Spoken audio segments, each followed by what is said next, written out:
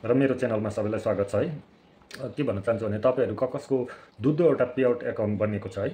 दुईवटा पेआउट बनेको छ भने पछिबाट तपाईँहरूलाई कतिवटा कुरामा असुविधा हुन जान्छ। के कुरामा भन्दाखेरि डकुमेन्ट्सहरू फुलफिल भएको हुँदैन, के भएको हुँदैन, बारबार तपाईँको रातो दाग लागिबस्छ, तपाईँहरूको कमाइ राम्रोसितले हुन सक्दैन। त्यसकारण तपाईँले एउटा मात्रै पेआउट राखिदिनुहोस्। एउटा पेआउट छ भने सक्सेसफुल हुन्छ, त्यसको डकुमेन्ट्स पनि पुगेको हुन्छ र तपाईँहरू पैसा कमाउन सजिलैसित सक्नुहुन्छ। त्यसकारण एउटा पेआउटलाई कसरी डिलिट गर्ने भन्दाखेरि तपाईँहरूलाई म प्रोसेस सिकाउने छु है। राम्रोसितले भिडियोलाई अन्तिमसम्म हेरिदिनु होला र यस मेरो च्यानललाई सब्सक्राइब गरिदिनु होला। एउटा सानो प्यारो कमेन्ट पनि गरिदिनु होला। र हामी अब स्क्रिनमा जानेछौँ है, स्क्रिन रेकर्डमा जानेछौँ। त्यहाँनिर पुरा मैले भिडियो बनाएको छु, त्यसलाई हेरौँ। दुईवटा पेआउट भएको छ भने तपाईँहरू कसरी त्यसलाई बनाउने भन्दाखेरि तपाईँहरू सिधै फर्स्टमा जानुहोस्। फेसबुकमा देख्नु हुँदैछ जुन चाहिँ प्रोफेसनल डिस्कबोर्डदेखि हेरौँ है। मेरो फेसबुक हेरौँ, यहाँनिर पेआउट देख्दैछ।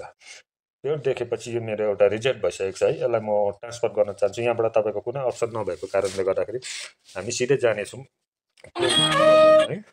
क्रोममा गइसकेपछि तपाईँ यहाँनिर फेसबुक हेर्नुहोस्। तपाईँको क्रोममा गइसकेपछि तपाईँको यहाँ देखा पर्छ, यहाँ देख्न सक्नुहुँदैछ। पेआउट हेल्पमा जानुहोस्। तपाईँ पेआउट हेल्पमा ओके गरिसकेपछि है, ओके गरिसकेपछि यहाँ सी मोर हेल्पमा जानुहोस्।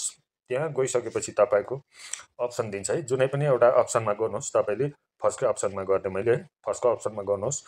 त्यस पछाडि तपाईँहरू यहाँनिर क्यान फाइन्ड यहाँनिर जानुहोस्। यहाँ गइसकेपछि तपाईँलाई अप्सन दिन्छ है पेआउट प्रोडक्ट भनेर। यहाँनिर ओके गरिसकेपछि तपाईँले जे पनि सेलेक्ट गर्दा हुन्छ। तपाईँ कुनबाट अर्निङ हुँदैछ है, जस्तै मैले गरेँ